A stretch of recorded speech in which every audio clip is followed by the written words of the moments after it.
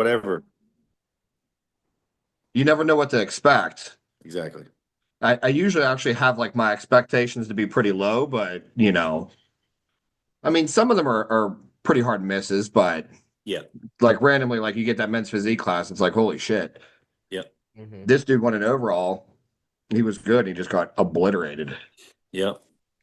Isn't that crazy? Like he won an overall, so he goes into that thinking like, okay, well, man, I might have this a chance to I thought he did. whatever. Like you got to be optimistic going into that. But if you've never done something like that, like you can win an overall and think, oh man, everybody in the gym's talking me up, and like I feel good about myself, and I've won, and then you just go in and just get your shit kicked. I mean, I see that. I could see that for the regular nationals and USAs. That was always my mentality. I like for people to win a couple overalls would be very successful. Yeah, But I mean, I didn't, again, I guess I just wasn't familiar with the bar in such a specific demographic of competitor. you Lesson don't live in learned. Pittsburgh anymore, do you? No, I moved to Minnesota That's like right. That's right. 5 years ago. Yeah, that's right. I don't know Yeah. why I was thinking you were still in. I remember back whenever I saw you there. Who was that? Cade? Yeah, was it 18? I think it was eight. Yeah, it was, 18. Cade and Markle and all those guys did it Yep, a couple years in a row, actually, I think. yep. What's up, guys? What's up, Eric? What are we How talking you about doing? today? Anything, man. Yeah. Yeah, I got a bunch of questions for my thing. You did? Did you? Oh, Yeah. good. good. Right on. Well, it was one person. It was one person. I don't even know who it was. Fired off like 5 questions. Oh my goodness. Um, Might as well but start. Yeah. the other 300 people, whatever, that just like watch my stories that never contribute whatsoever. I mean, they didn't provide anything. Did they all click on Turner? It's just like I posted that Turner hardcore thing, and to be funny, and it's just like everybody looks at it. And I just love how people can't even like chime in. You know what I mean? And it's just like I was sitting there thinking like, oh, you know what? All these young people that follow me probably don't know that it's cool to be a hardcore bodybuilder. Yeah. You know what I mean? They're probably like, what's he mean, a hardcore bodybuilder? Like, who should we pick? What does that mean? When I saw Everybody. that, I just laughed. I thought it was you at first because you're the one that asked me to do it, and then I saw it was Chris, and I was like, oh, okay. It's funny coming from Chris. This Chris. Yeah, yeah, You want me to read some of these questions? yeah. Let's see what you got, man. Well, let's start with a non-bodybuilding one. If you can go back and tell your younger self three things, what would it be? Oh man. Oh, that's a good one. Let's start off nice and deep. That's a good one. Eric, you start. Man, I I think I battle that one every day because hindsight's always 2020. But I think realistically, there's not that much I would change. But if I could give myself a helping hand and just tell them not to sweat the small stuff, I think that would probably be the number one thing. And don't turn this, meaning bodybuilding, into a job. Not from the coaching aspect, but from the athletes. Because when you put 100% of your eggs in one basket and something happens, your world is in shambles. Yeah. Yeah. So still have fun with it. Let it be a passion. If it makes you money, cool. If not, you're still enjoying it. Which all kind of comes back to the same thing of don't sweat the small stuff. And being able to go do a hike and not worry about losing gains.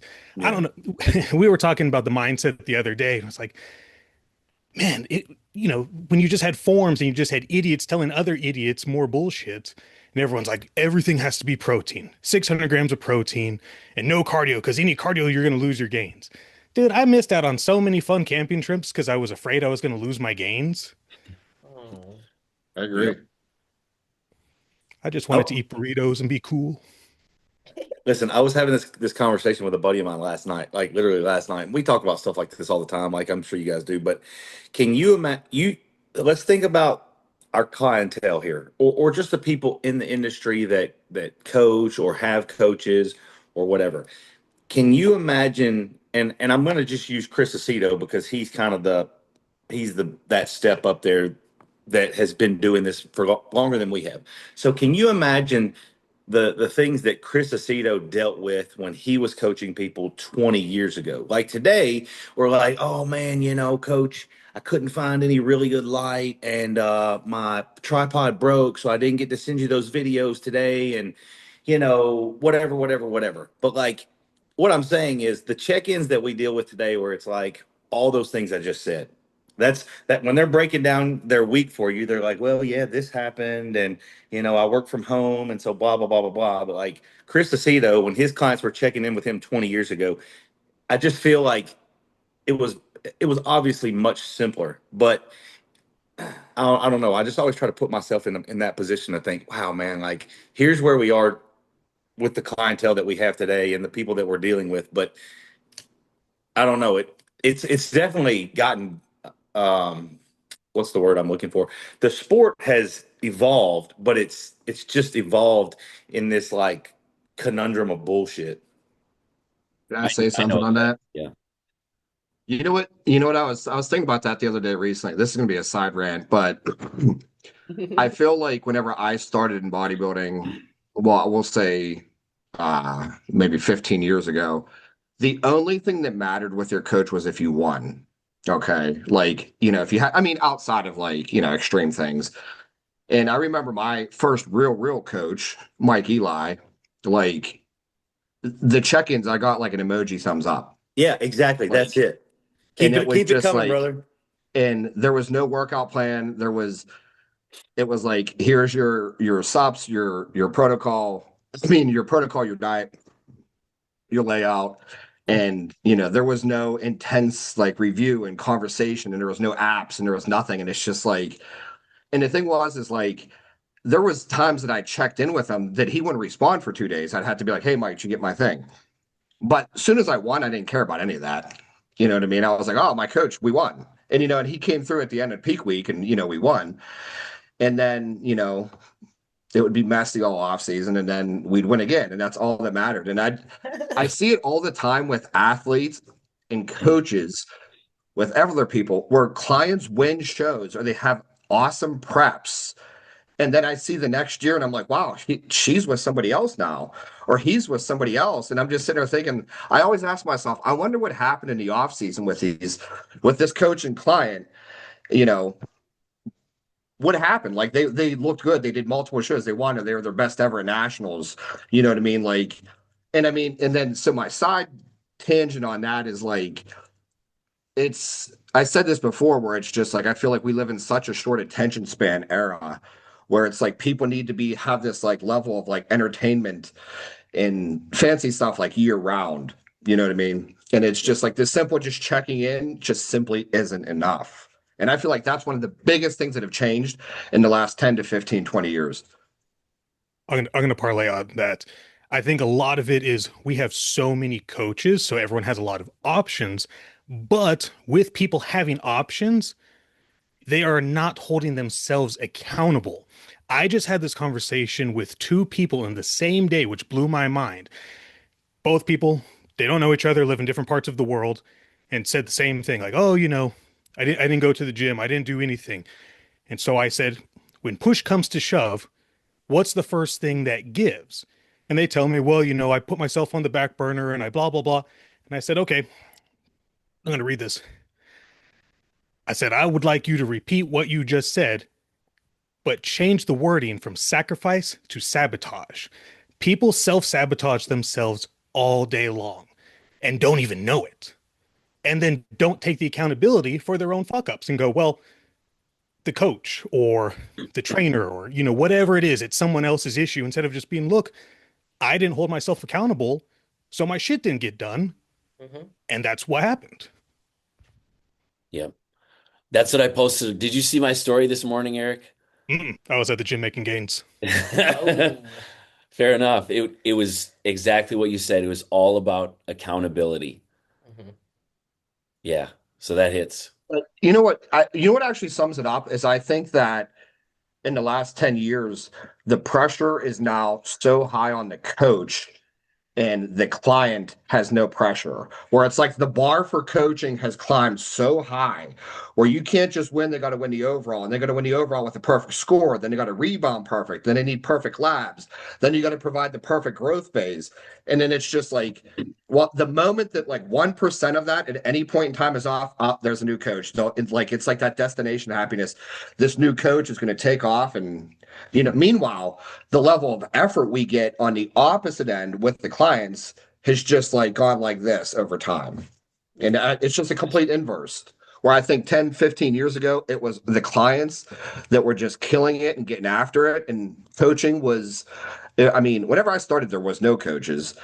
And then now it's like flipped, where it's just like such high, unbelievable standards with coaches. Yeah. I think that I see a big difference in the kind of clientele for as far as communication goes. The old school bodybuilders don't really ask a whole lot of questions. They do their check-ins, maybe one or two questions. Hey, I'm going to go out on the date night with the wife. The younger generation, the first time competitors, blow my phone up all day long with just the simplest questions that you could literally just talk to yourself out loud and answer your own questions. Yeah. So it's just different strokes for different folks. We got two different time frames. No, Yeah, that's how I see it. What, I what could is I your could I could run with that too, but we're beating a dead horse. But it's so funny because the people that are not self-aware, they just don't get it. It's always like it's a supplement problem, or they weren't eating their food, or they haven't gotten their heart up in 2 weeks, so they haven't been to the gym. It's like, coach, I don't know why, I feel like shit.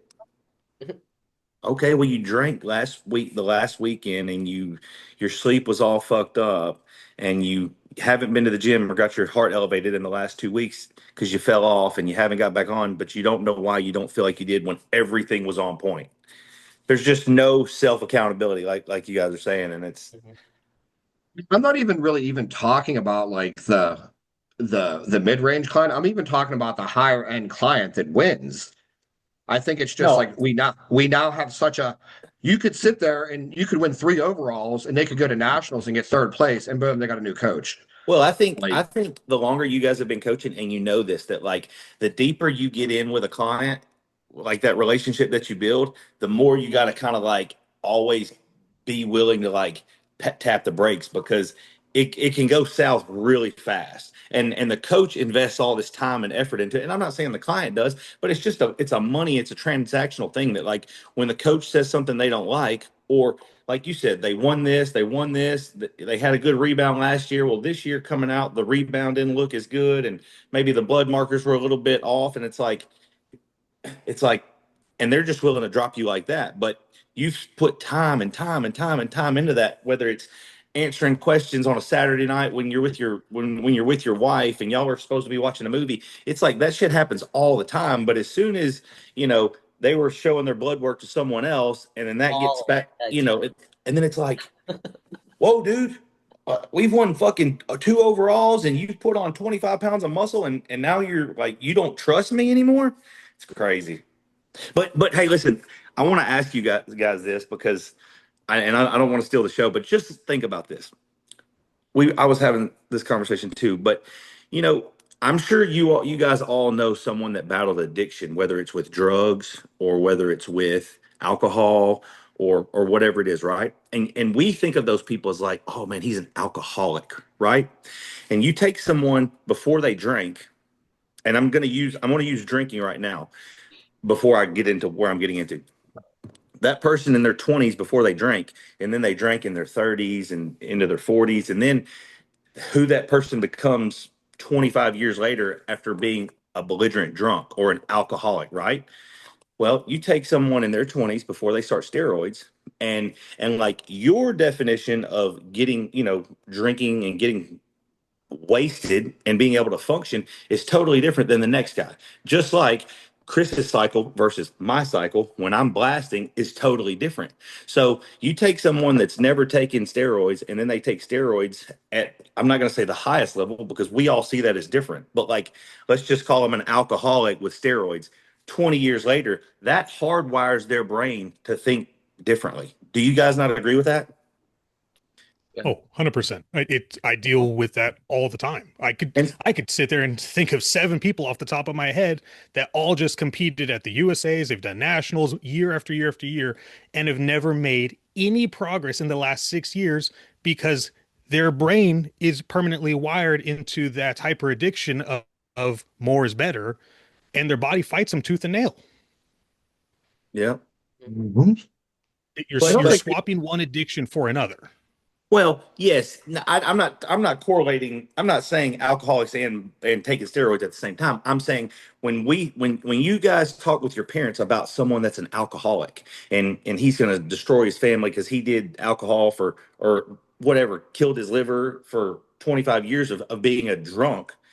And then you take someone that's done steroids, and we've all done steroids at different levels. We've all done them high, we've all done them low, but some of these guys have done it for longer periods of time. Like I believe in 20 years of doing that, your your body is not functioning the same anymore. And I mean, we all do damage to our body, but it's just kind of funny to think about the I don't know really how to put that, but You're resetting homeostasis. So you're resetting your base level. And when you run it for too high for too long, that's what the body is acclimated to. right, So then when you actually go for a proper reset of even going just to a TRT, a real cruise, they just start mentally losing it. right. Even though their blood work would show like you have an adequate amount of testosterone, their brain is wired differently. But that's a completely different conversation about how to rewire your what they call your thumbprint for your neurological thumbprint. Can be done. It's a very unique, very, very fun conversation. But yeah, it's unfortunate, and we see it all the time. Mhm. I think we see it because we coach so many people, but the it's not seen it doesn't happen over one prep. It happens over years and years of doing preps, and this guy's had these x amount of coaches, and that person, I know you guys have coached someone 5-10 years ago, and when they were with you, like you felt really good about what they were doing, and they were going to make progress, and then now here we are 5 years later, and they've had x amount of different coaches, and you still see them from afar, whether you follow them or whatever, and it's like, damn, like they made some bad decisions. You know what I mean? Yep. Or sometimes it's the blind leading the blind, but Yeah, kind of going back to what Chris was saying, like the first thing I thought of when you were kind of describing that, because it's happened to all of us, right? Is like that relationship, right? Like we put 100% in, we put so much in, we're sacrificing, like Turner said. And when you think about it, like if you step outside the box for a minute, and if they're willing to drop you after everything you've done, after all the wins, after the pro card, what do their finances look like? What's their relationship look like? What's the yeah, relationship with their kids look like? And it just like when I step outside the box, I'm like, you know what? I got better stuff to worry about. Like they're obviously their whole life is like basically fucked up. If you're gonna drop someone that quickly, I really don't want to know what your life looks like. So it kind of tells me all I need to know.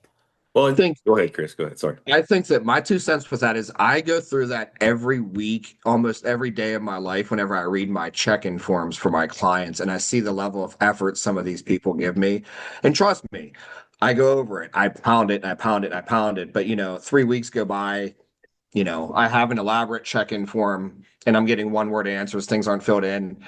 And it's just like, dude, you're paying me for a service. And I don't like you're making it seem like I'm like hitting on you, like I'm chasing you down for information here. Like this is a service, this is like a business. And it's just like, man, what is your relationship like?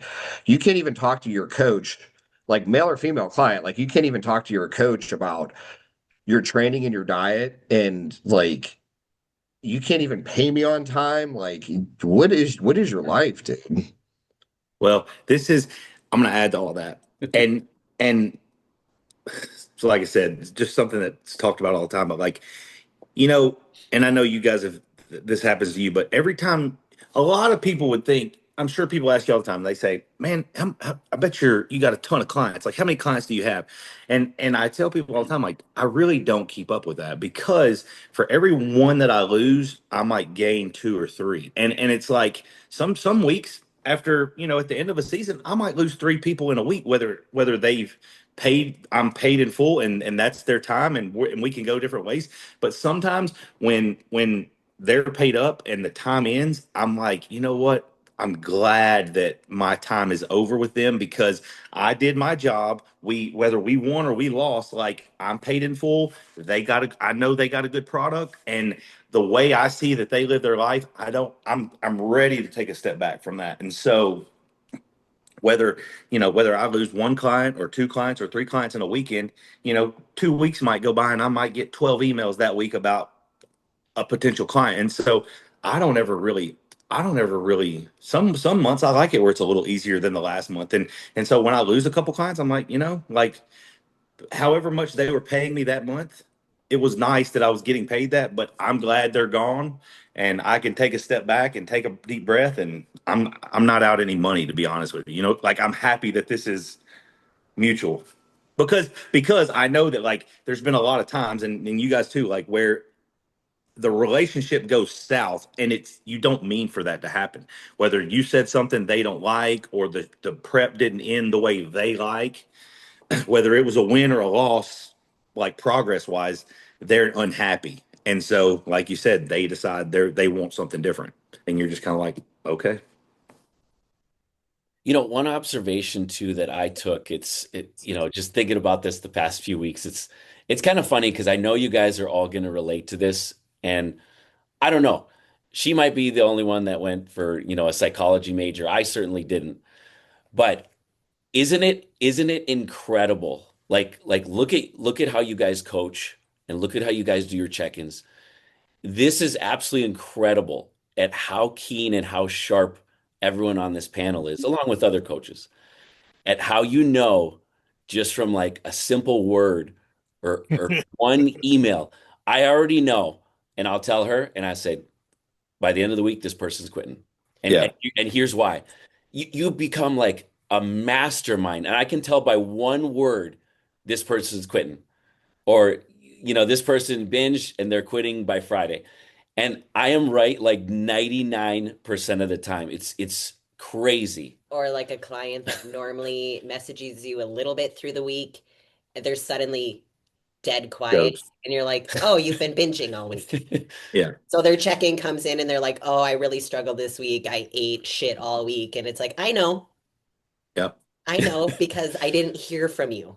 Like, And you know how to like vet their questions too. Like when they come at you and they say something like, "Hey coach, I'm not saying we should change anything, but I was just curious your thoughts on this." And it's like, "Who have you been talking to?" And just like Yeah. just let's get straight to it. Like what are you fishing for here? I saw But this yeah, guy it's on like Instagram. He told me I need to take DHB and EQ together every day. yeah. it's funny but you can pick up on those little subtle cues in the way they're talking. Hmm. Yeah. And like the craziest thing to me too, like, it's been kind of a theme this month, but it's like we've built this relationship like you guys talked about. A lot of us have long-standing clients that are well over a year or 2 years or even further.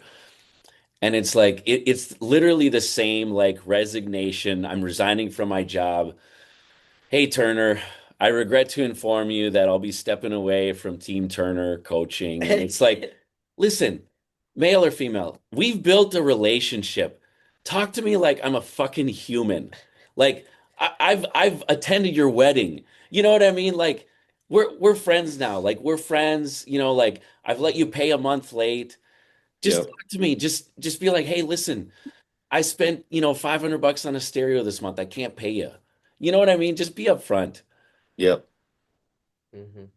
But when I see the emails, I'm just like, delete, delete, delete. It's just like, you know, That's great. What's our next question, Chris? Oh, did anyone else want to I answer? know I didn't even Yeah, answer it, but you guys need to answer the first one. I know for me, Why don't you one go? thing I would change in high school, I wasn't an athlete.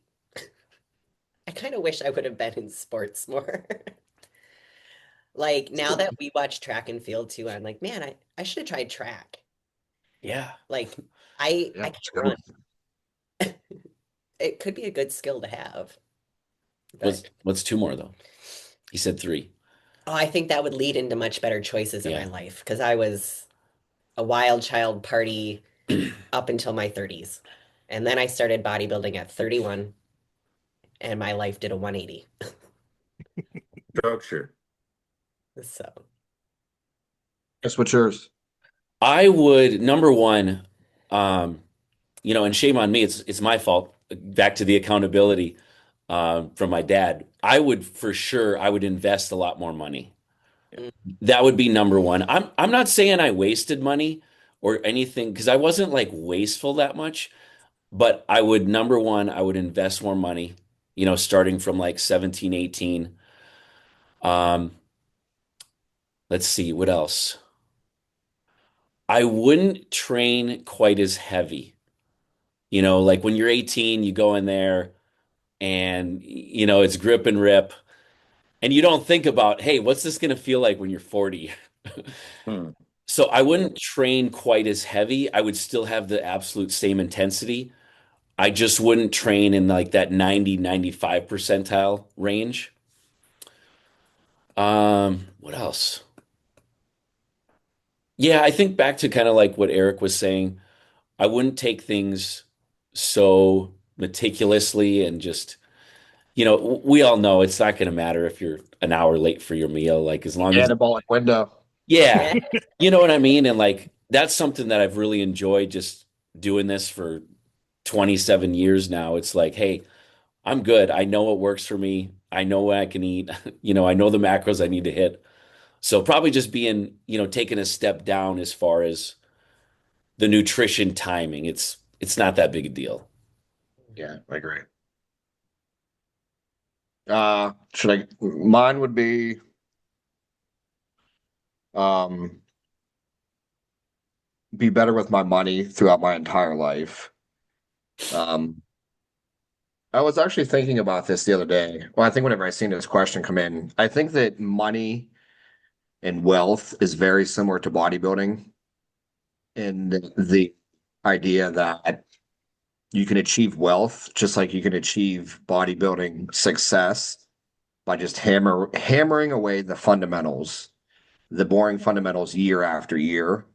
And I sit and think that like I've made the best progress in my life bodybuilding whenever I just really hammered the fundamentals.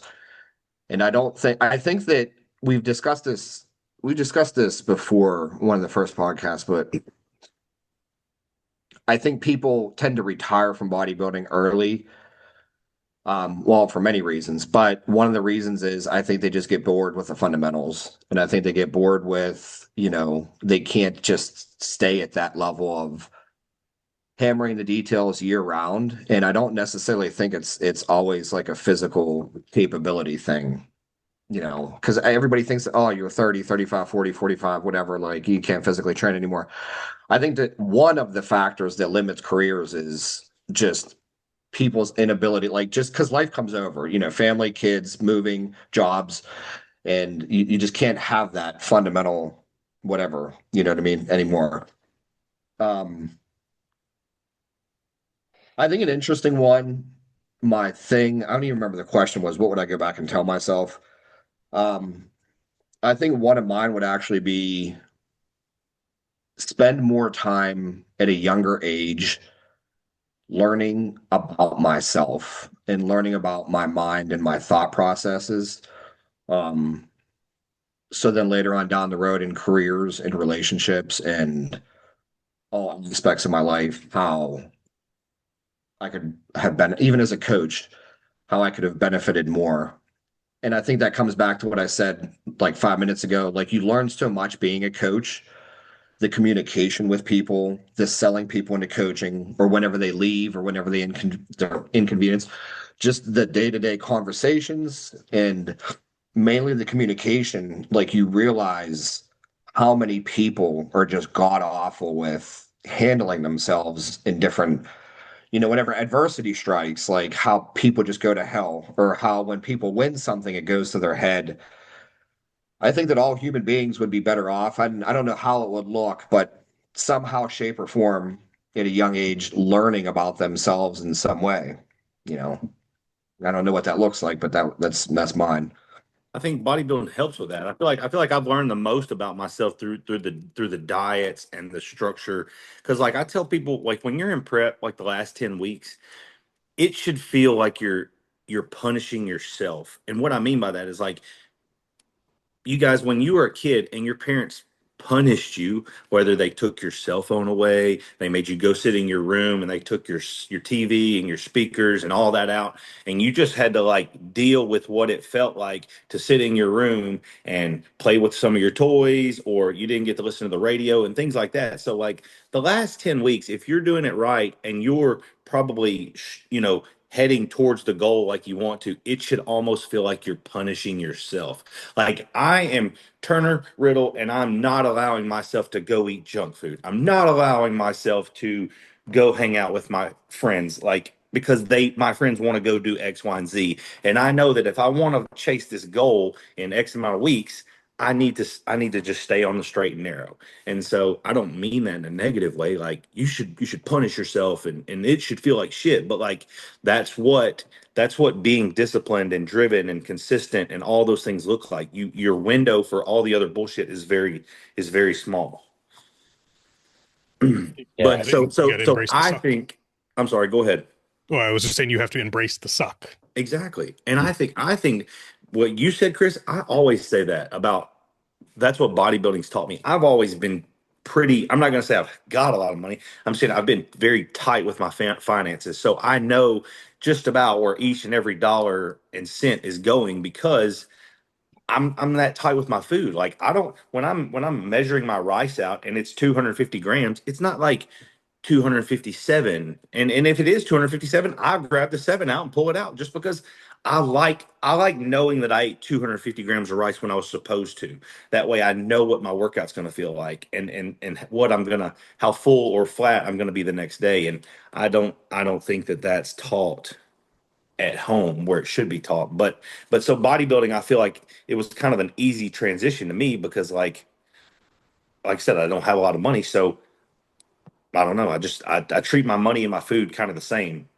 But my takeaway or going back, if we're just talking about bodybuilding, would probably be from probably 2010 to 2017, I trained 7 days a week, some days two times a day. And that was just because that was that like honeymoon phase of training where like you couldn't go to the gym and have a bad workout. You were young, you were eating, you were taking gear, and your body was just digesting the food. The work the weights felt light, and so I tell people this all the time as far as like your body's kind of like a hot rod. It's when it in the 60s when it was a brand new car, you could drive it all crazy, but down the road when you've had the RPMs up for 20 years up in the red.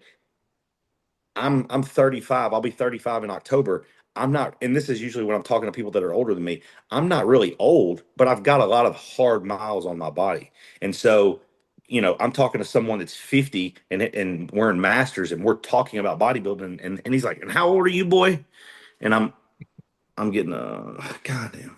Sorry, I was getting a call. Can you guys see me? Yeah. Yeah, you're all good, Okay. Now man. you're sideways. Yeah. There Like, you go.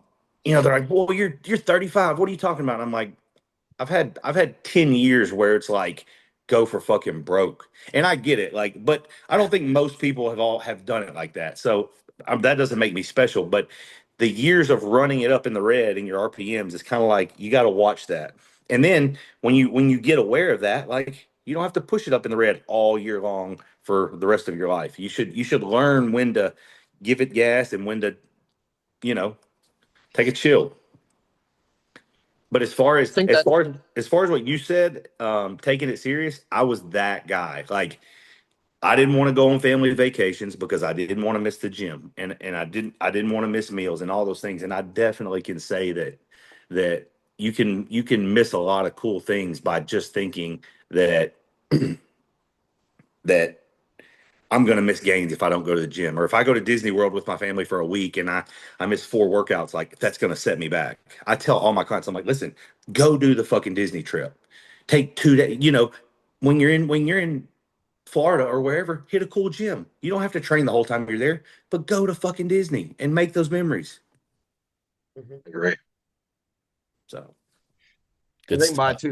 my 2 cents on Turner talking about him being old was uh what people if you start lifting in your 30s, 40 is young, like in bodybuilding years. Mhm. But if you start bodybuilding at 18, yeah, by the time you get to your 30s, you got 15 years on that car.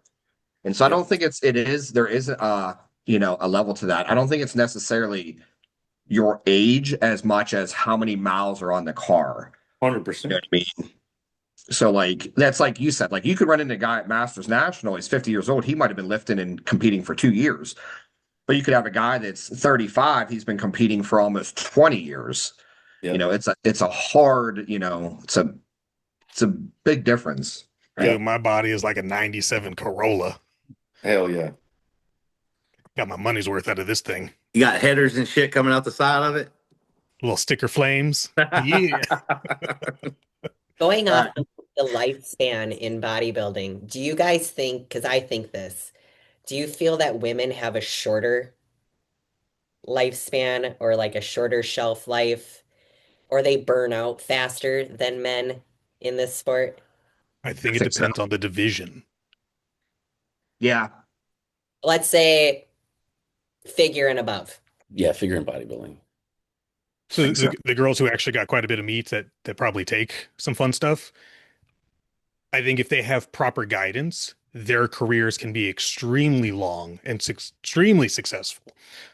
Of course, there are a couple of coaches that focus on female athletes that are not the best of people and ruin women in a single season. So, not those ones, but with you get proper guidance, yeah, girls don't need a whole lot of shit. They need stress management. Granted, every athlete needs stress management, but I really emphasize for women, doesn't matter whether you're bikini, wellness, figure, fitness, whatever you want to dance to, you got to chill the fuck out because female hormones are made from the adrenal glands. And if you're stressed out and your adrenal glands are shrunk, your body's not producing any testosterone. So then you have a huge amount of oxidative stress, fat storage, your insulin's out of control, you're not getting properly hydrated, yada, yada, yada. And it all comes back to the same thing of you got to be a hippie and chill out.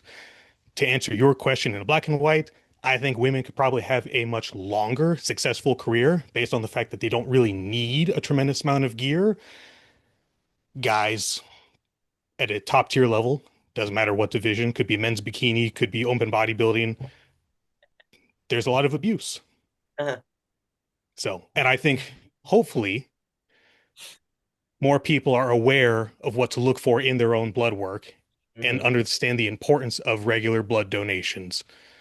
So, hopefully, we can keep some of these people safer and healthier longer because a 10-year bodybuilding career used to be the norm. And I'm hoping we can push it for 20 years. Because if we can keep these people healthier and keep them safe, then they can keep doing what they love and we can keep watching our favorite bodybuilders thrive for a longer duration of time.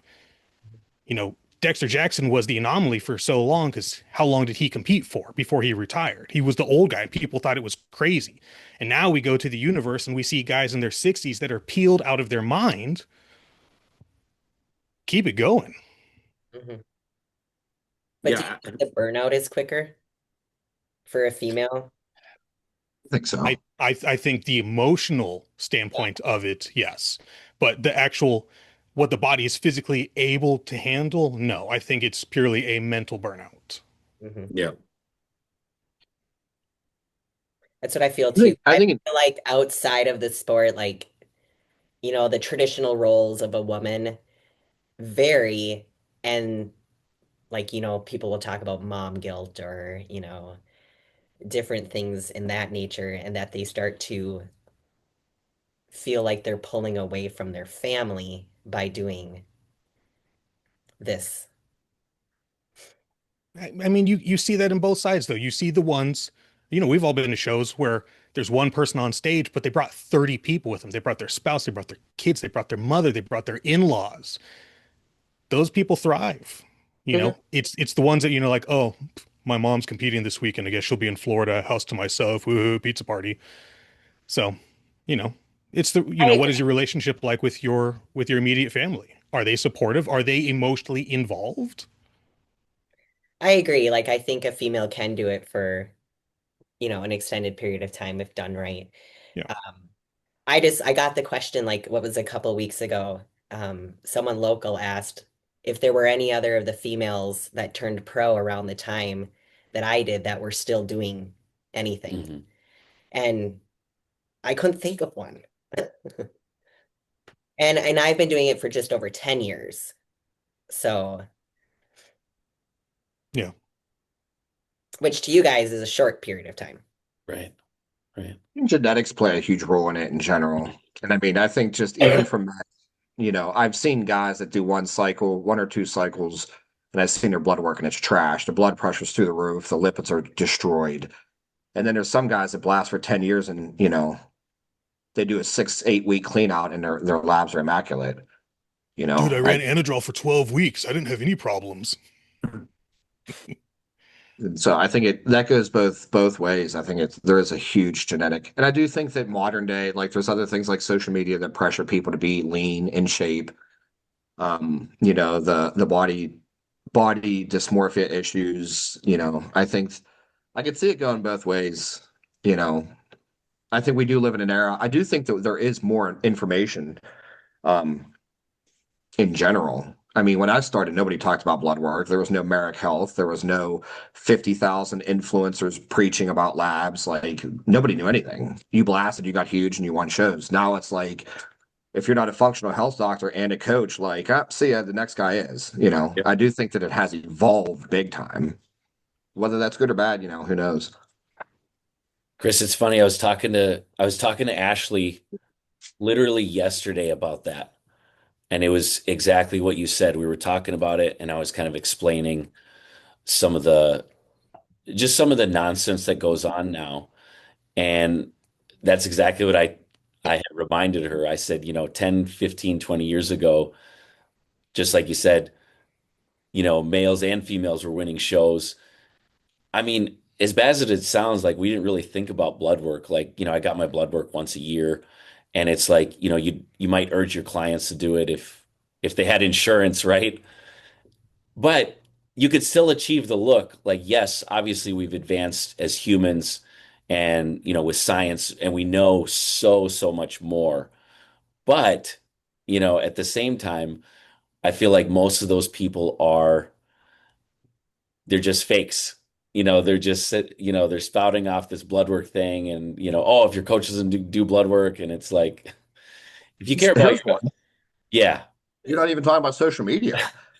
Where it's right. like if you're not posting enough, if you're not celebrating your clients, if you don't have the content, like look, we're not even that's a whole nother aspect now. You can't just win coaches like, unless you're like Chris Aceto or Shane Hughley or somebody like that to just like, post a winner and whatever, and you've already been established. Like now it's people want the fancy content and you gotta download 50 apps and you gotta do this and you gotta do that. Like it's a whole new job, dude. You gotta be a functional health coach, a social media mogul, uh, Yep. a training specialist, a blood draw analyst. Like, no, like we don't get paid enough. And then you know what's the best part? Then boom, as soon as they're inconvenienced, they dropped you. Yeah. Yeah. Well, it's funny you say we don't get paid enough because nobody wants to pay the rates as it is, but they want more and more service. Right. Exactly. Yeah. And I know you guys can all agree with this. Like, it doesn't matter what anyone's making, right? And this is what I think about it. I don't care what the next big guy is charging or what their website says they're charging per month, right? Okay, well, in my opinion, you can charge $495 a month and only get that money for 3 months out of the year. But like, there's something to be said for the guy that gets 200 bucks a month and he's got 100 clients that pay every single month. You understand what I'm saying? Like, I don't care what the big big name, big wigs, or their internet prices say they are. Like you want you want your money, not you want it to make money while, and that we do. We make money while we're asleep because we have people that are bought into our process that are doing our process even while we're asleep. And so what I'm saying is nowadays everything about what you guys are saying is like, well, you're a little high per what the going coaching rate is. Like, no, I do my job really fucking well and I'm undervalued, and I know that if I charged you what my value's worth, you can't pay that but you can't fathom the information that I'm going to give you because I've got 20 years in bodybuilding. So you think you're going to take the cheap route out and not have a coach, but every time there's a sticking point, you're not going to know what to do. Every time there's a sticking point, you have a coach like myself. I'm going to navigate you through that. Now we might take a side road or juke something, spin or whatever, but like we're going to keep moving forward. When all you're going to know is I need to up the dose because it doesn't seem like shit's going the way it needs to go for me to keep getting bigger and bigger and bigger. And that's what happens to a lot of people. They take the cheap route out and they just think it's more gear, more gear, more gear, and it's not necessarily. It's having someone that can analyze all the things that Chris said as what coaches are today, and still try to be affordable. Like, get the fuck out of here. Yeah, Mhm. 100%. That's why we have I don't care if I'm payment processing affordable. plans.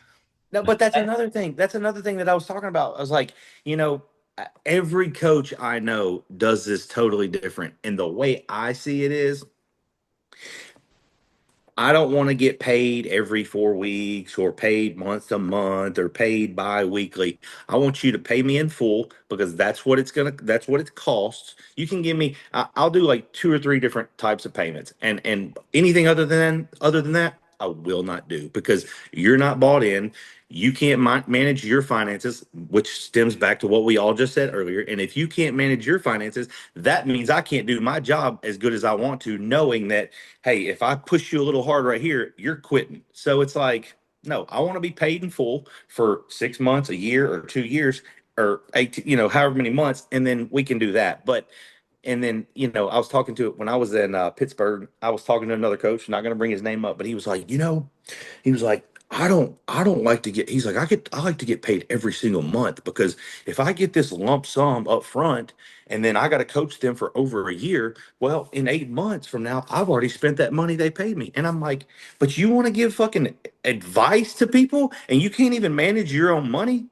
Like that to me, I feel like if you can coach people and you can meticulously follow a diet and write a plan for someone, finances should be almost, and I get it. Like some people have 2 and 3 kids and a lot of shit going on, but like you should still be able to put pen to paper and say, okay, expenses for this month is X amount of money. And then down here at the bottom, when it tallies all out, you either got money left over or you break even at zero. And that's how I think a real good coach, when he's analyzing, football film from the last week. That's what he's doing. He's making fucking notes. That way, at the end of the game in 60 minutes, it all tallies as we win. And so I could rant on and on and on about this shit, but it would just go on and on. But we are all very undervalued, and the thing is, we undervalue ourselves because we want to help people, and I like to help people that might not necessarily have the money, but I know they got the fucking work ethic. Like I can work out with you right there.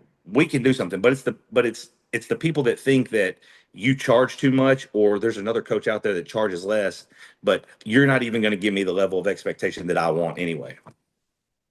So here's a scenario. Say you've got this client who can't manage their money. They're a prep client and they want to do this month to month plan, right? Fuck no. Hell What no. happens when they're 4 weeks out and they can't pay? Or buy steroids or buy food. Because you hear the stories, oh, so my last coach left me hanging to dry. Yep. Did they? Yep. Or No, did you fuck not no. pay? Exactly. Yeah. And it goes back to what you said, Chris. Like, I've let you pay a month late because you told me, like, hey, I need to pay my car insurance or my rent or whatever, and I still got to buy the last 4 weeks cycle, and I got to pay for my NPC card, I got to pay for my tan, I got to pay for my hotel turner. So can I catch you up next month? And you're like, Yeah. I just try to eliminate that by saying, nope, I want to be paid up front, Don't do even that. if it's a little less. And here's the crazy thing is too, like you don't have to be a mathematician to understand this. But several times within the last 2 months, I've had to explain, okay, let's just say, just for example purposes, your billing date is on the first. So you owe me X amount of dollars for your prep on the first for a monthly client, not a paid in full. Well, now I just gave you a break and I pushed it out for 3 weeks. I already Oh, I know know where where you're going with we this. know where I this know is where you're going. going. On the The new first building. on The new on the building. first of Yeah. October, we're still due, brother. Like For I the just last month.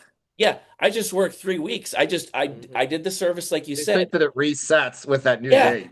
I can't Yep. even tell you. We can't even tell you how many times where it's like we've extended it because you're a bro or you're cool, but then it's like at the end of the day, like, hey, you're taking advantage of us, and that's not right. Yeah. You got fucking 3 weeks for free. You Yeah. know? Go ahead with what you were going to say, Chris. So real quick, I got to hop off here at 5, so I Yeah. got 10 minutes. I got 2 questions off of that left. All right. One, do you ever now here I'm going to flip the script with that. I will say this, I do hear about what some of these coaches charge, and I'm like, that's fucking retarded. I wouldn't pay outside of Hani Rambod, I wouldn't pay that much for a coach. And I think that that's one of the things with social media is like it's given some of these coaches this like inflated confidence where like they should not be charging as much as they do. But you know what? I'll give them credit. If you can charge somebody X amount of money and, become rich and all this stuff. But I think that that's one thing to note that like, I'm sorry, but like we're bodybuilding coaches. I agree that, yeah, we're undervalued, but there's also an upper limit, I think, outside of being a top pro, paying an elite level coach to win Olympias. And I just hear what some of these people are charging. I'm like, wow, that's fucking stupid. Any of you other guys hear that or agree with Oh, that? yeah. Oh yeah. 100%. Oh yeah. But Yeah. that's what I go Dude, back to. Like, that's what I I go back know to. Are you getting that for 3 months for a prep? Or has that client been with you for 2 years paying that money? Do you see the difference? Mhm. Like, I'd rather take the client that's going to be with me for 2 years paying me $100 less a month rather than only being with me for 3 months paying me that Well, whatever yeah, I this. mean, I see that. Yeah, I Yeah. agree with that too. But I think like some of these guys, I see what they're charging. I'm just like, wow, dude, like who the fuck are you? Well, that's what I'm saying. I think that's an internet price. Like, I feel like everyone's gotta like you can be negotiated, right? This is a negotiation, but again, it goes back to I think you were saying it, Chris, earlier. This is still a relationship where I'm gonna do my job, but you better do your fucking job too, Yep. which means check in on time, give me the check in that I want, the require. I mean, you did all your things and you answered all the boxes and you checked all the boxes, and so you're pulling your end of the weight. Hmm. I have a side question to that. Do you ever get the client that you're like 2 weeks out and they're like, Coach, I'm not going to have enough Anavar. Coach, I'm not going to have enough. I'm not going to have enough Arimidex. And you're just like, what the fuck, dude? You can't sit there you're not taking inventory and keeping up and realizing, like, okay, I need 17 pills. We're 17 days out. Yeah. Like, I don't give a Oh, shit if you're so haphazard, you're not even worried about the week after. But the idea that you're 14 days out and you realize you got 6 pills, and no, we're now Chris, talking Oh, about it's this. I got that. I got that beat. It's just no, I just ran out and then they just didn't tell you. So you haven't been taking X, Y, or Z for the last 4 weeks, but you want to win the overall. Yeah. Okay. Yep. I can add into this nice that you because got this just 6 days happened. because Yeah. sometimes it's like, hey, I only have 2 left. Yeah. And we're like, oh, Well, take it on this day and this well, we're day. headed out of town. Yeah. What do Yeah. you want me to Put a do? gap between them. Just Let's save stretch save those. for Let's Friday stretch and those. Saturday. Exactly. We're going to stretch those 6 pills out. I just had someone compete at North Americans, and I sent Chris some of this information. I had this lady, and I know she means well, and I don't want to talk bad about her, but she stressed me out so bad. I get this text. Wasn't even in my coaching app. It was just a normal text.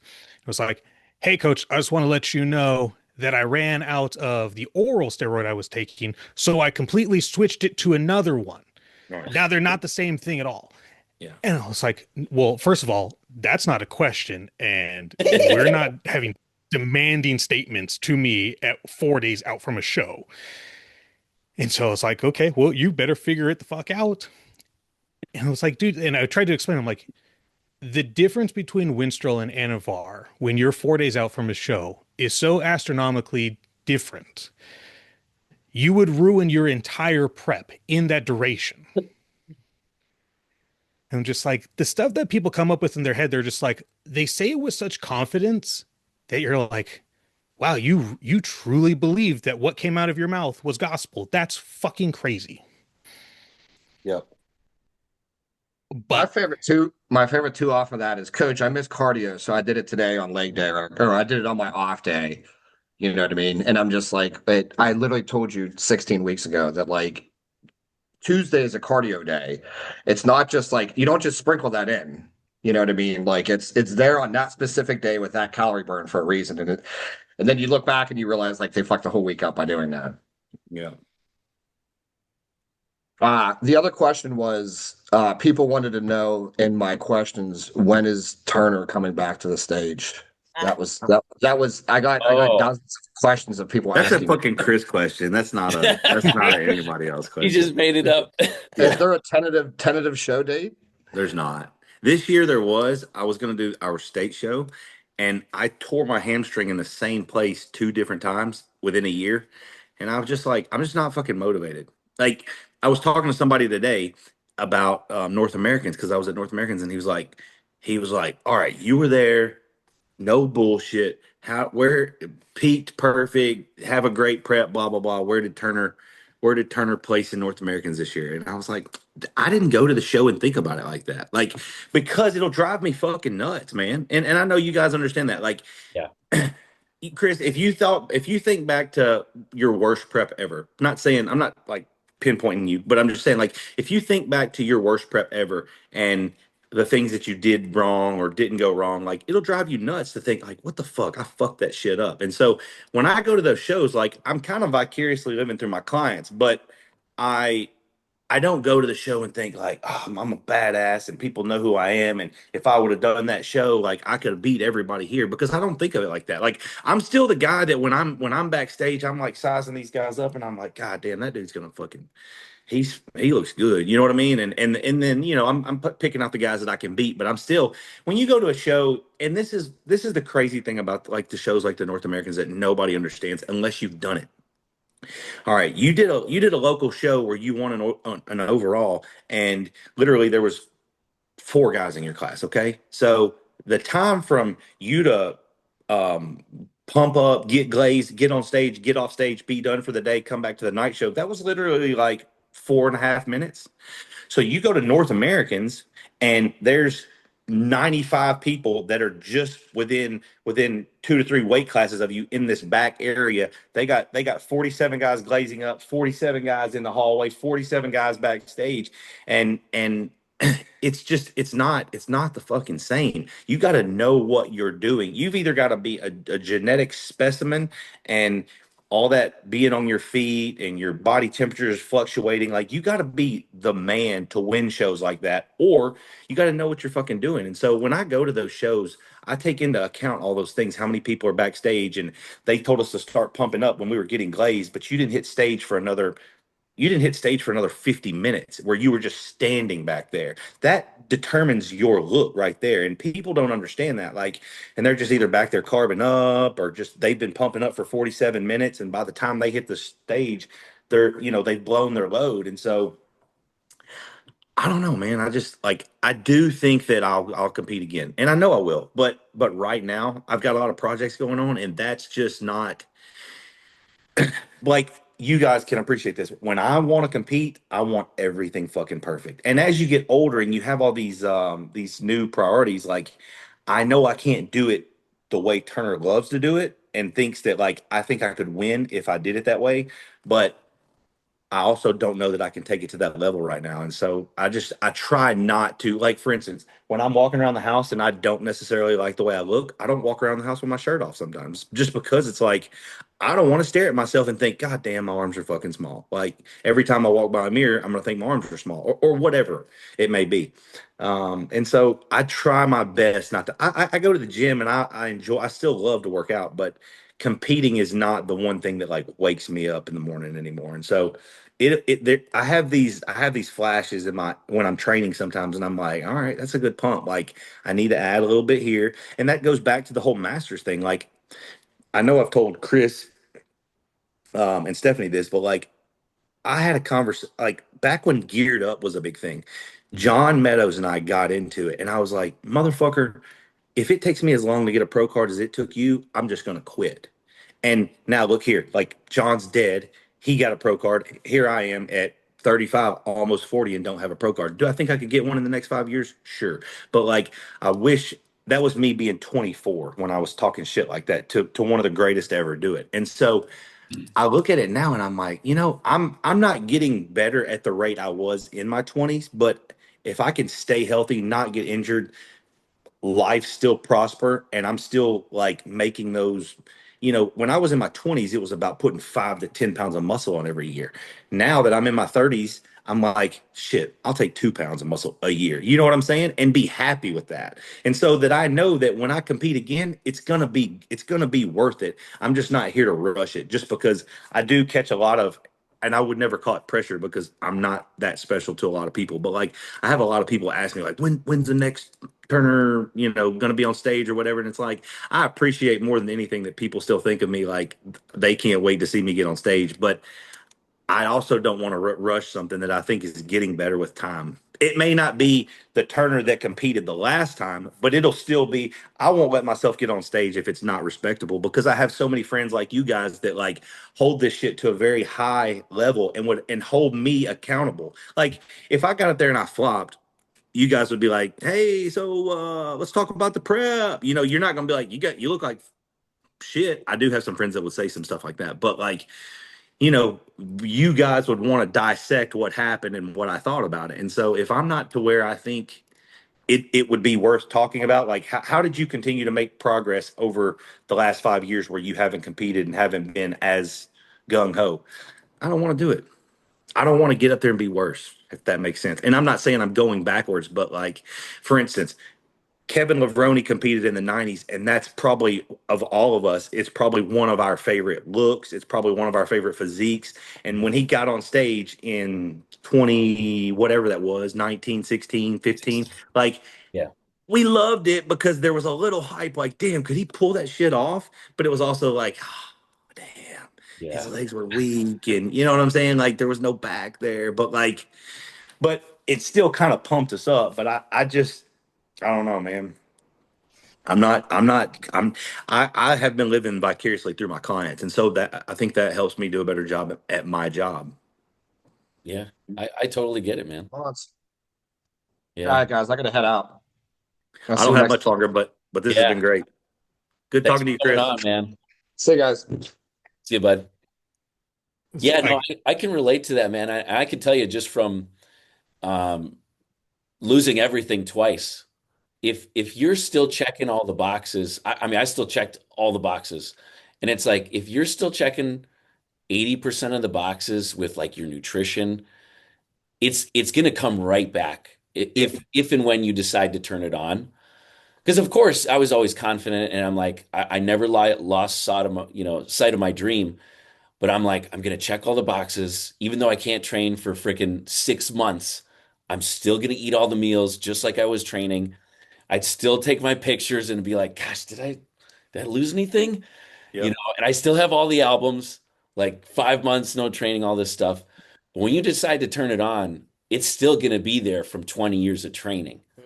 Well, and I think for me, what I think there's a lot of people because at first this kind of drove me mad. Like, not like I hate my child and the woman that I'm with now is probably the best blessings in my life that I've ever had.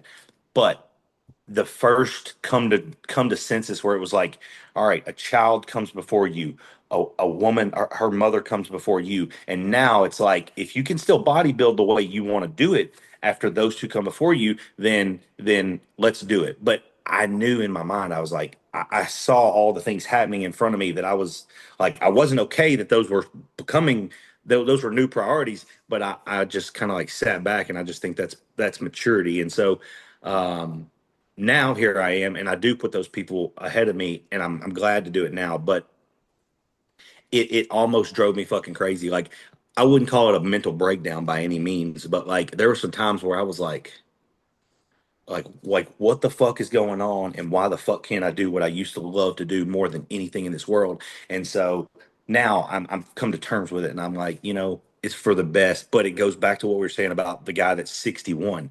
I don't want to be 61 still doing masters or pro masters, whatever shows, but like I'd still like to be 61. We talked about this when I was in Tampa with Gator. Like I still want to be the 61-year-old that's like, damn, he's got a good fucking physique, and like y'all go on vacation, and I'm still just eating like I always eat.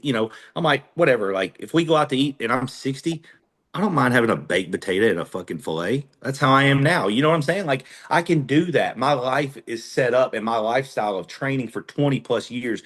This muscle's not going anywhere. I don't have to wet, I can not run the RPMs up for 25, 35 years. That's all I'm getting at is like I look at it now as we never looked at it as a marathon. We always looked at it as like this is a sprint. And us as coaches say, hey, listen, this is a marathon. This isn't a sprint. Like you don't have to win the Olympia your first year trying to compete. And now more so than ever, I'm able to like be like, I know that and I appreciate that. And so that's one of those like that was a big pill to swallow for me. As it is for most of us, because like we eat, sleep, and breathe this shit. Yeah. So I dude, I know exactly what you're talking about. I mean, like every show, like when you and me were battling, when I was battling Jordan Janowitz, every show was the Mr. Olympia to me. And it's like there was no show after that. It was all or nothing. I'm all in for this show. And if I don't win, then it's like I failed, you know? Well, you didn't even really think past the show. It was just like, No, I just got to get to the fucking show and win. that's I it. just got to win. And when I win, it's going to be good. And Yeah. then we'll think about what's after that once I win. There was no reverse. There was no, I didn't think about anything except for that show and winning. Nothing. Yeah. Yeah. so I'm in a similar situation with Turner of, priorities have changed. My wife just had the baby, and so we've got the 11-year-old and then the fresh baby. And so taking that step back and realizing that other people come before you and that you have to put yourself on the back burner is a big mental challenge. It's very rewarding, but it is still a mental Yeah. challenge. And so I said, okay, when the baby's born and the baby's in a good regimented sleep schedule, then I can refocus myself back on bodybuilding 100%. And I've been better with my food, and I'm back up to mid two. I think the other day I was 284 fasted. So I'm steadily gaining, which is nice. I'm definitely not eating nearly as much as I should. I'm still under eating, Right. but adding a little bit of comedy to today's conversation, my daughter does not have a struggle in her life. I don't even know if this kid can spell struggle. This is such a privileged child. I've taken this kid to Hawaii. She's been all over the place with me, travels, does all the horse stuff, whatever. There's no like, I grew up on the streets. There's no New York mentality. We are very much California hippie, just laid back dorks. I'm walking from my bedroom through the kitchen, and she's on the couch and she looks over at me and tries to tough talk me. But she tough talks me from someone who has no life experience. And Right. it was the most bizarre situation. She goes, "Hey, Dad, what's up, sweetie? You're lucky I'm not giving you the middle finger right now." It sounds like some shit my job would say. What? Like, turn the TV off. You're grounded. What the fuck was that? Yeah. But the kids are good motivation for bodybuilding because kids have no filters. They're very raw. Like I was walking around the other day without my shirt on. I had just eaten an entire serving or an entire package of gnocchi with like 10 ounces of beef. because it was delicious. And I'm an adult and I can do that. It's a lot of food, a lot of volume. Of course, my stomach is not going to be super flat and tight and look, like a bikini girl. It's very pushed out. And she goes, wow, you should be ashamed of yourself. Why? What happened? You tell your athletes to eat a certain way and look at you looking all like a big back. Like, what the fuck? So I guess I'm gonna go do cardio. Rude. You know where she heard that from, though? The internet. No, she's heard that from daddy talking about his clients to mommy. Look, my daughter's the same way, and like that's the you talk about being a parent is very fulfilling, and it really is. And we eat a certain way in my house. Like I don't weigh everyone's food out in the house other than my own. But like it's not like daddy eats bodybuilding meals and everyone eats, microwave bullshit. Like we eat really good food, and I take pride in that because I want my daughter to grow up with an upper hand rather than where some of these kids are today. And so that goes back to me wanting to build a gym here. It's like I've made a career out of the fitness industry, and so my daughter needs to see mommy and daddy working out or working out together. That way, when she grows up, she realizes like, well, we've done. I mean, that's why I work out is because my dad had a whole weight bench room system in the house every when I was growing up, and so it's like, okay, that was cool, and I did that, and it kept me out of trouble. And so I don't want my child to take it to the level that I have, but I would love her to know that like, hey, this is something in life that if I work on it a couple days a week, I'm going to get out what I put in it. And if I don't work on it a couple days, if I don't work on it, it's not going to get better. But if I work on it a little bit every day, it might grow into something. And so I don't know. I think that having my child has probably been one of the best things for me. It took away from the only goal that I ever had, which was be a big bad bodybuilding dude. And the that was my pinnacle at one time was like I didn't know if I was going to win the Olympia or whatever, but I wanted to be a pro bodybuilder, and I just wanted to keep getting bigger and bigger and bigger. And now my ceiling is so much higher, but I'll never forget that goal. So I don't know. It's you can understand where I'm coming from, Oh yeah. and people that don't have kids, I don't because when I didn't have kids, I didn't appreciate what parents brought to the table. I was just like, oh, well, you didn't eat your food because of this or because of that because you got kids. Well, you told me you wanted to win shows, and now you're telling me that like you had to cook macaroni so you couldn't deal with sniffing the macaroni while you cooked it. Like, what the fuck? Which I don't have that problem myself, but there are people out there that they had to make ham sandwiches for their kids, and so they ate a half a ham sandwich. It wasn't a whole ham sandwich. That's the shit that you deal with. Well, sometimes those goldfish just talk smack to you, and you got to show Right, them who's boss. So right. And you can't just eat a handful of goldfish. no, no, I'm sure they put LSD or some kind of chemical in there. They're too good. Exactly. You- I was talking to another coach the other day about this, and I started noticing a trend. I don't know if you guys have noticed this. A lot of coaches, and even just, athletes themselves that have children, simultaneously agree that they would not want their children to go down this path and not be competitive physique-based athletes. I think that if I could start my daughter out, she's 5 right now, and if we could start it's kind of like you see those kids that do gymnastics. I know people that were gymnastics from 3 to 19 and they're beat up. They have the issues that say you were going to try to be a pro football player. Like if you are a pro baseball player, like your shoulder's going to be messed up. You're going to have issues, but I think that the structure that training teaches you and knowing that like when things get hard, the weight room is always like we always say it, like 200 pounds is always going to be 200 pounds, a good day or bad day. Some days it's lighter than others, but some days that 200 pounds is fucking cold and heavy. You know what I mean? But like, just because it was cold and heavy yesterday does not mean it's got to be cold and heavy today.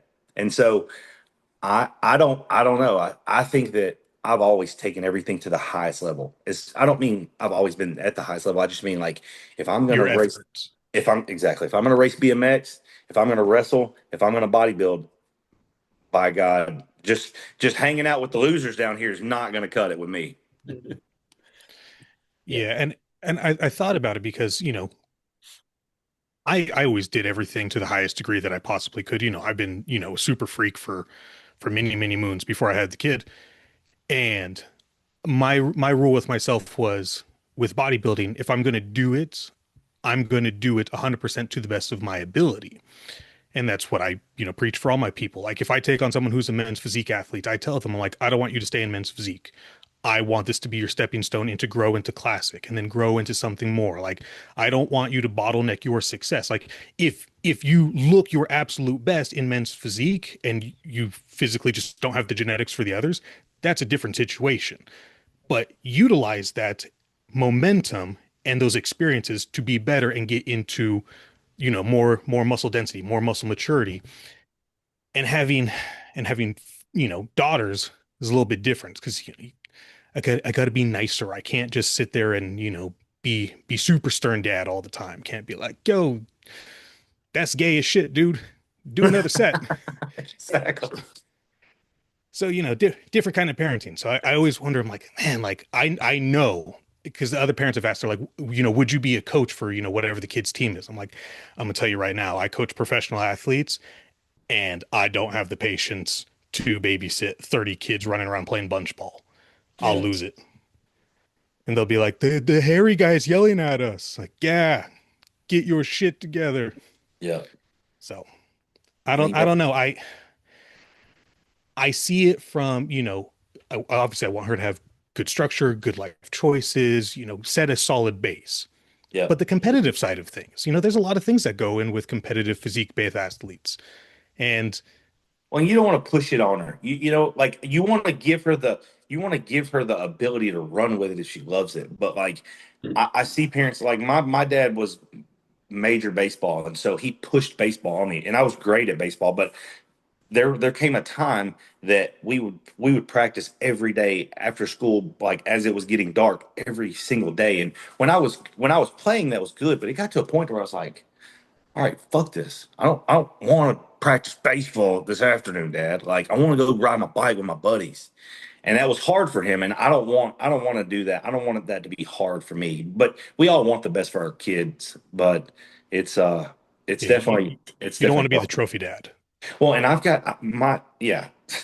Um the school that my daughter goes to, it's a private school, and they go pre-K through 12th. And I was like, I wanted to reach touch base with like the football coach and see like what they had for like strength conditioning. And I know they have like a strength and conditioning specialist that went to school, and he, looks like he probably does CrossFit or some shit, or he looks like he's big and bulky. And I want to get in there and just like help out. I don't want to come in there and like I'm Turner Riddle, and I've coached all these people and I do this and we're gonna change it all up. I just kind of want to see what they do and like and help out where I can help out. Now I don't want to sign myself up for a full-time coaching role yet, but I would love to like get in there and like make an impact. That's what I always get back to. Is like I just want to make an impact. Like I had people, coaches and friends that when I was growing up, I needed them and they helped me out a lot. And I think I'm saying like right now at 35, I can think back to those people and how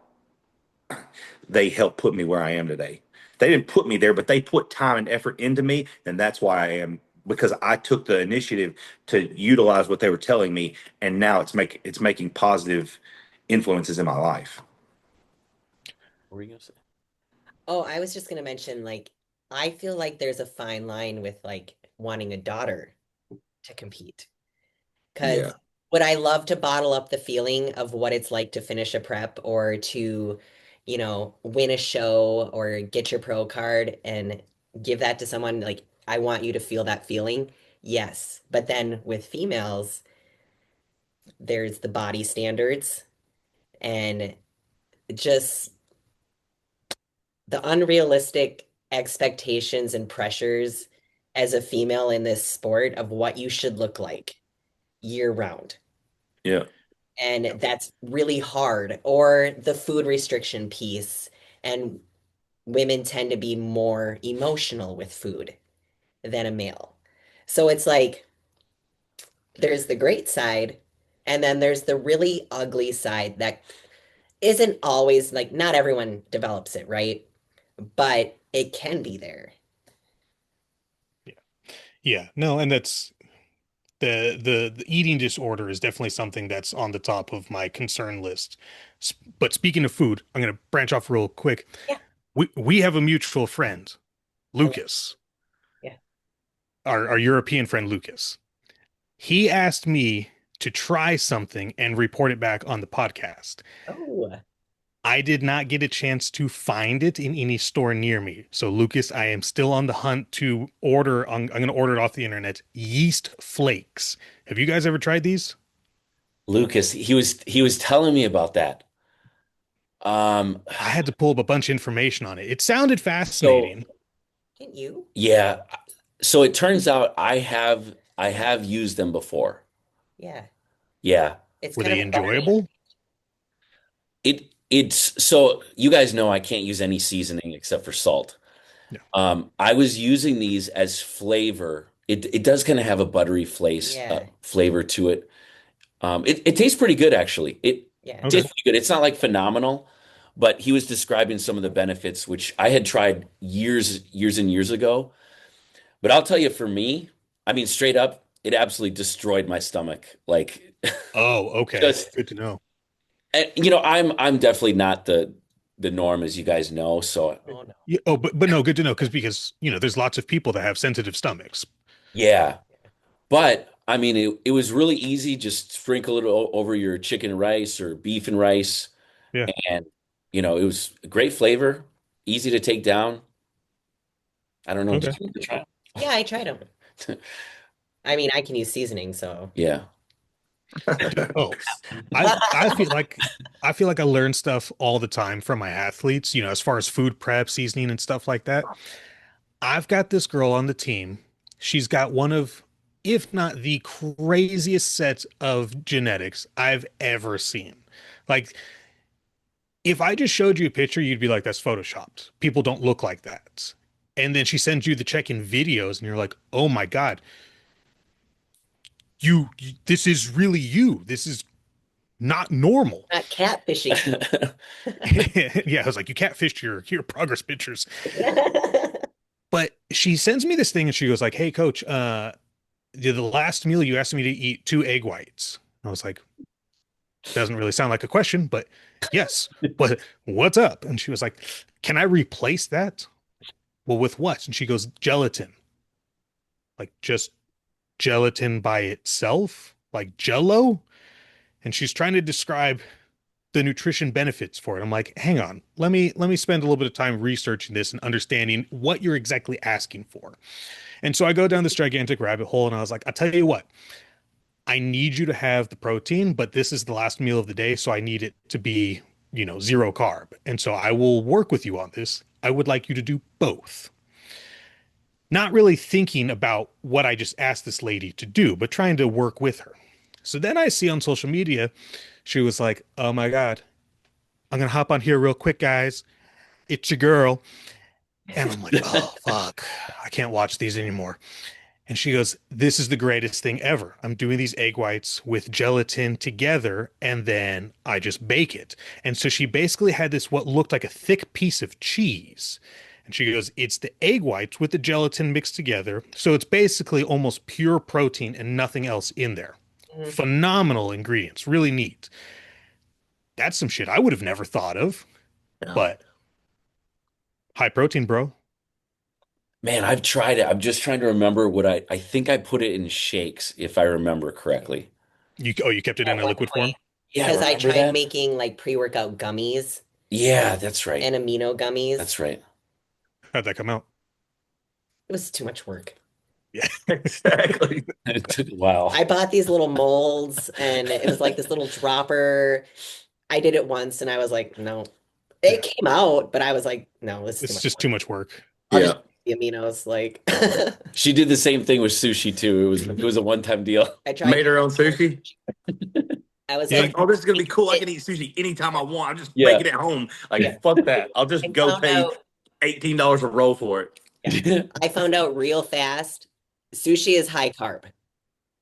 It Yeah. takes a lot of rice to make a legit sushi roll because when I was trying to make it with like 25, 35 carbs, no, Right. wasn't enough rice. Did you get one of those plastic rollers where you fill it with all the ingredients and then you just clamp it together? It was like a bamboo one, Yeah. Yeah, roll it yeah. up. I know Yeah. what you're talking about.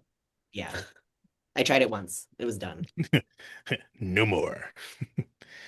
Oh, so I was at the gym and Chris was asking me, he was like, "What are we going to talk about today?" And I was like, "Oh, you should say like what funny things or interesting things that the general population says to us out in public." Yes. And sometimes they're silly, sometimes they're mildly offensive, and sometimes they're everything in between. I left the gym, and where my new gym is now, it's not in the best of areas. It's not in like the ghetto, but it's definitely not somewhere you'd walk at nighttime. And right next to the gym is one of those aluminum can recycle centers. So there's a lot of tweakers, carrying like 30 black bags over there in shopping carts. And so I leave the gym and it was arm day. And it was a good arm day. I got my headphones on and I'm jamming out. I'm like, dude, I'm so big. This is great. And the guy says something to me. And so I take my headphones off and he was like, what's up? Hey, man, you big as shit. Cool. Thanks. He was like, how much you lift? And I get stuff like this all All the of time. it. I get it. I'm 5'9", 5'10" on a good day and 280 pounds. I'm a big dude. And I try and divert it because I don't want to get stuck in 2-hour conversations. And I was like, Right. not enough. And I'm trying to walk away. And he goes, shit, I bet you could lift the whole car. He's like, look at the size of those arms. And so I say, it's photoshopped. And without missing a beat, this guy goes, oh, is it that AI shit? Yeah. Wow. He just like bought into the lie and he was so mad that I had AR arms. Wow. But Those could be I some of the love most interesting conversations too. You know what I mean? Like whether they know somebody that bodybuilded or, like back then I was a big dude. It's so funny. Like I was at the grocery store the other day and this kid that was checking out, and I swear he seemed to be all there, but like I feel like the grocery stores don't hire the people that work the registers and the baggers. I don't feel like their elevator goes all the way to the top. But anyways, he was like, "Bro, you're fucking huge." And I'm fucking 5'6", 5'7", 235 pounds. And he's like, I don't know, 5'11", and he's out of shape and all the other things. But I'm like, bro, you're bigger than I am. Like, if you would just take the shit serious, you'd look like might not look like me, but like you're bigger than me. You're 20 to 30 pounds bigger than me, and you're taller than me. So I don't see where I'm bigger than you. But I understand what he was insinuating. Like, God damn, dude, you're the biggest dude I've ever seen. And I'm just like, all you gotta do is work out and eat right. It's that simple. You know what I mean? But I just think it's funny that people, it's like this, like, I bet you could pick up a car. Now, are they fucking serious? They think I could pick up a car? dude. My wife hates this. She thinks that this is like the ultimate insult, and I took it as a total badge of honor. I took it as this was a great compliment, and she still to this day is very upset about this. We were getting ready. She was prepping for a show. So before my wife became my wife, she was my athlete, and I was prepping her. And then I was like, haha, you're mine. But she was prepping and I was in really good shape too. And we were walking around the mall and I had a stringer tank top on and I was peeled. We ended up going to Mexico. We looked good. As we're going down the escalator, there's a dad and his daughter behind us. And you just hear, ooh, look at them Hercules people. And I was like, that's us. We're the Yeah, Hercules people. absolutely. And so I giggle and she just gets red in the face. She's furious. She was like, they're just objectifying our body. And I'm like, good, high five. What we did is working. Yeah. I And love so that. I turn around and I'm laughing. And the guy's pointing his out. He's like, look at them people. I bet they could lift the whole mall. Yeah. I think it doesn't matter. Like when you're in public and whether you're in a cutoff or a stringer or just a tank top, and people go out of their way to say something, whether it's dude, he takes lots of steroids. I know. I don't care what you say. Like, obviously, my steroids are good. Whatever. Like you spent the time, energy, and effort to acknowledge me in public. I just think it's a win. Not like stroke my ego, even though it does sometimes. It's just like everyone in here knows I'm doing something that is very, very hard, and they can't. They're not willing to put themselves through that. And so I think that's a win. I think it's funny. when I was younger, it bugged me because I've always bodybuilt just for me. I've never done it for anyone else. Like, do Right. I enjoy the way I look naked? Yeah, so I'm gonna keep doing it. Yeah. I don't do it for the attention. And so for the longest time, especially when I lived down by San Francisco where it was always cold, I could always stay in a sweatshirt. So no one really knew. I just kind of looked like a fat guy in a sweatshirt. And then little did they know, ha ha, Greek god. Right. But now I live out in the desert and it's hot, so now I'm like constantly in like hoochie daddy shorts, so then everyone can see my gigantic legs. And when you do a leg day in hoochie daddy shorts and then go walk through Costco with a quad pump, Yeah. you get stares. Absolutely. I might even get a couple extra free samples because of it. There you go. I Winning. re- I used to wear leggings, and most people wear their leggings and they put shorts on it. Like I've never been that guy. I just wore them like after the gym. I would either go eat or I might walk around the mall or whatever, and I would just wear, or Costco, whatever, grocery shopping, and I just wear my leggings, and like I would get the craziest fucking stares from all the people. But it's like, what's it matter? I mean, they could see my legs and that they were big, but in leggings you can't really see the veins and all that. Now there comes a point where you could, but I thought that was great. Like, it's like, what's the difference in a woman that wears a sports bra to the anywhere she goes? Like, why can't I wear? I don't really like the short shorts. My shorts have gotten shorter over the years, but like, I don't know. I'm the old school where like our basketball shorts came like almost touched our socks. You know what I'm saying? When we were young, like your and one shorts were like midway down your shins. Yeah, So, we're the same age. I'm 36, so we grew up with the Jenko jeans, oh yeah, huge. So I tried that before. I tried wearing the leggings to the gym and then go off and carry on with my day because they're comfy. I don't care. I right. stopped because someone told me that I had sweat stains on my butt in public, and I thought that was really gross, so I never did it again. No, I don't know where we were. It was at some point in our prep together, which, obviously she just finished her show. But there was somewhere mid prep that we were, and it was in public, we were going somewhere. But most of the time when we go, people will gawk at her a lot more, or they'll have comments because they're just like, holy shit. Like I've seen big dudes, but I've never seen a woman like jacked. I get some white. Oh, people lose their mind when they see a girl with a muscular back. They don't know what to do. shoulders, yep, or a bicep vein. You know what I mean? That's my favorite. Like when I fly out from San Francisco, like to go to Jersey for the new universe, and I see all the other competitors at the airport, I'm like, damn, that girl's back is huge. Yep.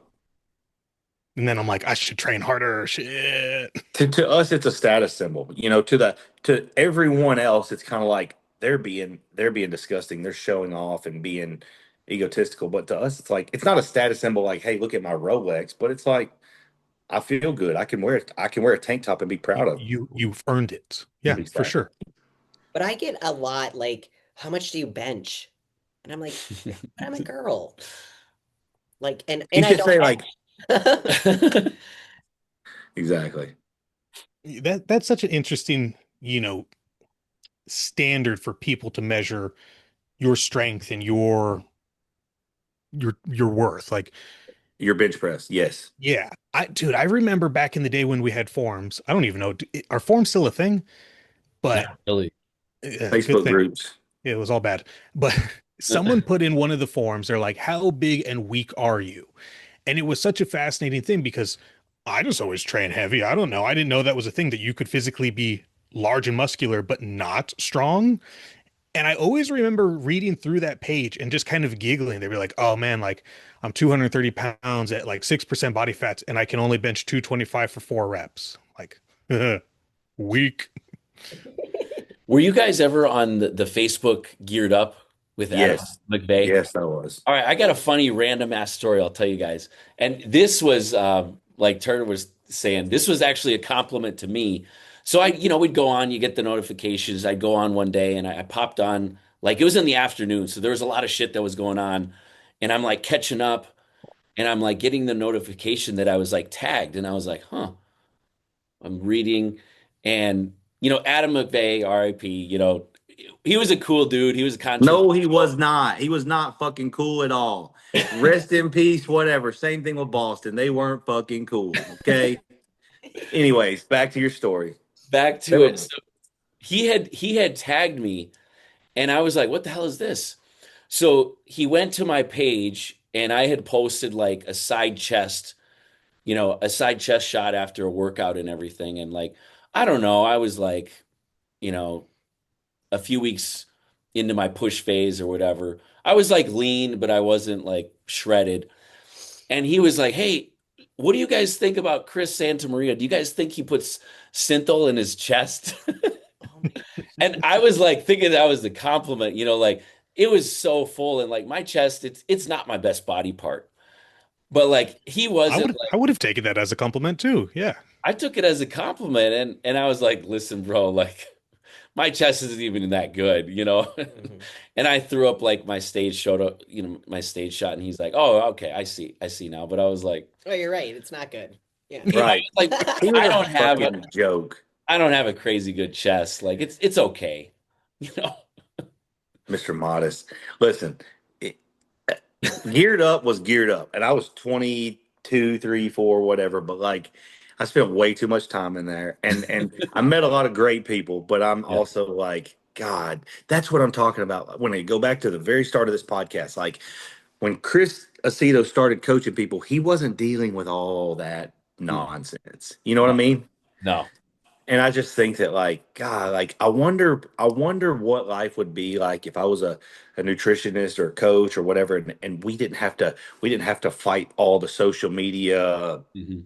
Yeah. personalities, and If it we was could do like what we do, but in the 80s, exactly. Like listen, beautiful. if we when I'm sure there were tidbits of your training career where you went to the gym and you listened to the music that was playing in the gym and it was loud and everyone in there was kind of like, whether you were training with a buddy or some, like y'all, he might be stronger than you, but like you left the gym knowing like I want to be stronger than him the next workout. And it was just like it was pure. Now it's like everyone's got their own music on. It's like they're not playing loud music in there. The weights aren't clanging and banging. This guy over here, he's like, he's got his attachment and he's doing this when it used to be like this dude's strapped up to 500 pounds. So like I'm gonna watch that, even though he sees me like staring at him because that's fucking crazy. Like that shit doesn't go on in the gym anymore. And so like when we go to the gym, we have to have so many years in our memory of like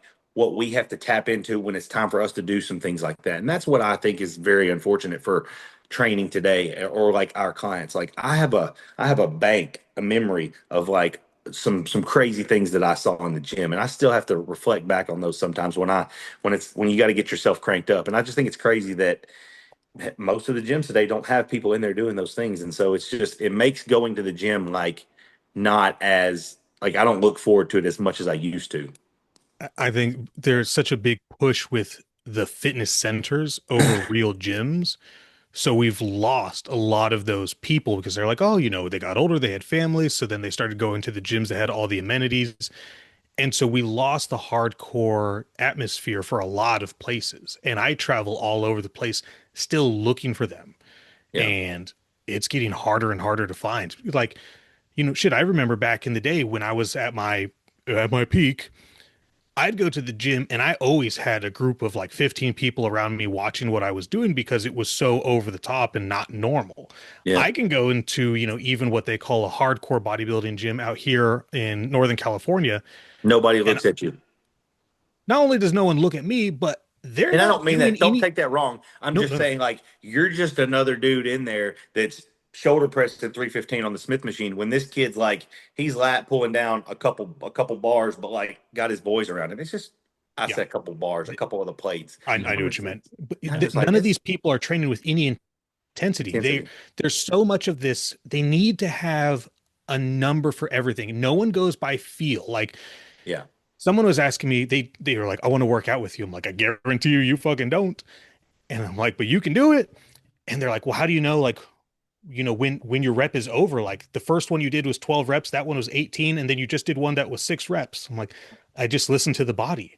Yeah. And when I feel a particular amount of squeeze in a certain spot of the muscle, I know I'm going to stop right there, add weight, and come back for the next one. I'm like, but it's stuff that comes from years and years of doing. And none of these people want to go out of the path that was paved for them. No Yeah. one wants to go and learn and experience. They're just like, I want you to tell me what to do, and I'm going to do that and nothing else. Like, Yeah. go get lost. Yeah. Turn off your navigation on your car. Go somewhere that you've never been before. Do it in the gym. Go to a gym you've never been to before so you're out of your little rut. Try a new machine. If you only do machines, go to the gym and only use dumbbells and barbells. You got to be creative. Like, okay, I want you to come up with 8 different variations of a tricep thing on shit that you've never used before. And you'd be like, dude, I had the greatest tricep pump ever. Yeah, because you did shit that you didn't do before. Yep. If you want something that you've never had, you got to be willing to do something you've never done before. That's right. And that's how I'm working on getting my wife to get me pumpkin pie when this podcast ends. So what are you doing? I don't know. I'm working on it. She's in Okay. the other room. She can't hear me, but I'm working on it. All right, guys, I need to wrap it up. I got some stuff I need to Yeah. take care of, Yeah, this was a good one as always. as always. It's good to have When you. was what year was your prime, I guess you would call it? 2015, 10 years ago. You? North Americans. Yep. All right. 100%. My kid is 11, so 12 years ago. 12 years ago. 12 years ago. So what was that? 2013? Right. But Now. I think I was the best athletic ability that I was ever in because I lived at the bottom of a hill. So I would do hill sprints every day. It was like 2.5 miles. I remember this very specifically. I was 274 pounds with really good abs and obliques. I was jacked. That's my favorite. I think that was my pinnacle. Well, Chris says my prime is now. That's Saturday. good. Saturday was the best she's ever looked, in my You opinion. got your, Yeah, I was your waiting crown for you on? to start talking about that. I finally won a tiara. Nice. I will Congratulations. never get a sword, but I got No, a no tiara. swords. No swords. Unless Yeah. you start your own show in a different organization. All right, All right, boys. boys. Been a good one. That ass. Time to go eat. Have a great night. You too. Anytime. Oh, yeah. We'll see you guys. See you.